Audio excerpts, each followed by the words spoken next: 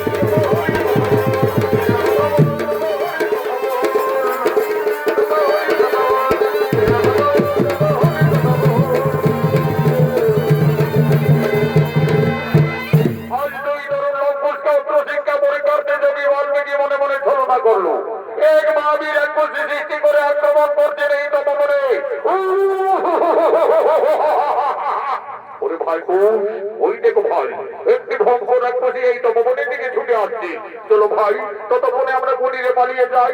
না দাদা, আমরা কুটিরে পালাতে যাবো কেন? আমাদের তো গুরুবর যোগী বাল্মীকি অস্ত্র শিক্ষা শিখিয়েছে। চলো না দাদা, সেই অস্ত্র মানে দুই ভাইকে আমরা বিনাশ করে দেবো। তবে তাই চলো ভাই, তাই চলো। এই রাক্ষসী, এই তপবনে আর এক পা এগিয়ে এলে আজ তোকে আমরা সপনে বিনাশ করবো। কি এত যাও যদি রোজে গেছি ভালো, আজ আমি তোদের তপবনে কে ফেলবো।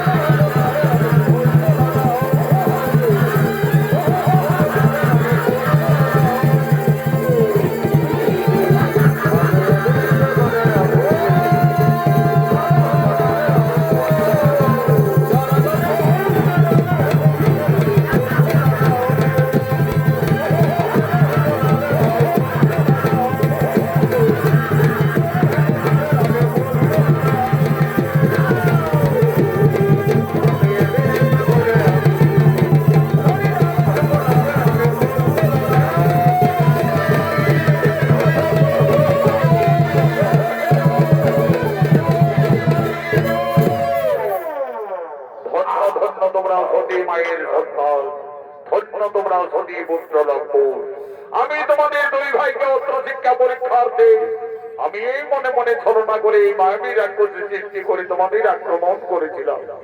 আমার শিক্ষা অস্ত্র মানে তোমরা তরুণ বয়সে যথার্থ এই মায়াবীকে বিনাশ করেছো, একে তোমরা সংহার করিনি। তোমরা দুই ভাই রণশিক্ষায় উত্তীর্ণ হয়ে গেলে, তোমাদের আশ্রমে বিদ্যা শিক্ষা অস্ত্র শিক্ষা সকলেই সম্পন্ন। কালকে আমি তোমাদের দিদি যোগে দুই ভাইকে মূল মন্ত্র দান করব। কিন্তু দেখো লঙ্কুশ, গুরুবর বাল্মীকি আশ্রমে শিক্ষার পরে গুরুদেবের চরণতলে যৎকিঞ্চিৎ গুরু দক্ষিণা দিয়ে আশীর্বাদ চেয়ে নিতে হয়। মনে রাখবে, কালকে তোমাদের দুই তরুণের গুরু দক্ষিণার দিন। তাই হবে গুরুবর, কালকে আমরা আশ্রমে আসার সঙ্গে সঙ্গে আমাদের মাতা জননীর কাছ থেকে আমরা যথার্থই আমাদের গুরু দক্ষিণা নিয়ে আসবো। দেখো লঙ্কুশ, মনে থাকে যেন কালকে তোমাদের দুই ভাইয়ের গুরু দক্ষিণার দিন।